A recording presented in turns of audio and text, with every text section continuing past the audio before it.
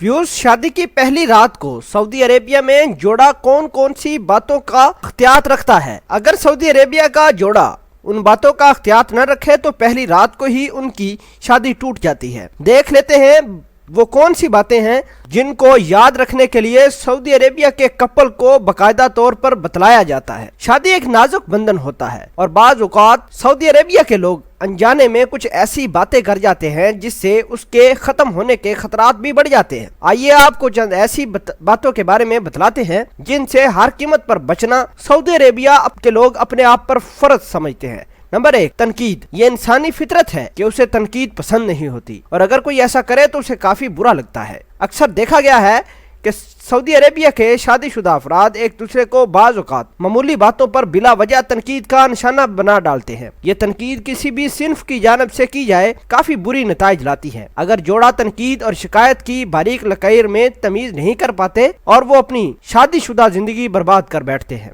Saudi Arabia के लोग अपने नए जोड़े को इस बात की तरफ मायल करते हैं कि अपने जीवन साथी की तारीफ करे और अगर उसमें कोई गलती हो जाए तो उसे तनकीद का निशाना न बनाए बल्कि आराम से समझाए कि ये बात गलत है और उसे किसी तरह से दोबारा नहीं होना चाहिए। किसी भी इंसान को अपनी तौहीन बिल्कुल समझ नहीं आती और ना ही पसंद होती है। अगर आप अपने जीवन साथी के साथ तौहीन वाला रवैया अपनाएंगे तो यकीन जानिए कि ये बात न सिर्फ अच्छी नहीं लगेगी बल्कि उसके दिल में आपके लिए इज्जत भी कम होती जाएगी। और अगर आपके जीवन साथी से कुछ गलत हो जाए तो उसको नजरअंदाज कीजिए, उसे महसूस न हो कि आप उसकी तौहीन कर रहे हैं। अक्सर देखा गया है कि लोग अपनी लड़ाइयों को रिश्तेदारों के सामने तय करने की कोशिश करते हैं और बातचीत के दौरान कुछ ऐसी बातें कह जाते हैं जो तौहीन के जुमरे में आती हैं। नंबर 2, तवज्जो से ना सुनना। अक्सर आपकी कोई बात न सुने तो यकीनन आपको भी बुरा लगता है। इसी तरह अगर आप अपने जीवन साथी से कोई बात करें और वो आगे से जवाब न दे तो यकीनन आपको भी बुरा लगेगा। उसे भी महसूस होगा कि जैसे वो आपकी जिंदगी में बिल्कुल बेमानी है और ये रिश्ता उकताहट और कमजोरी का शिकार होने लगा है। जब भी आपका जीवन साथी किसी मौजू पर बात करने की कोशिश करे तो उसे अहमियत दें। उसे ये लगे कि जैसे आपके लिए ये तमाम बातें बहुत अहम हैं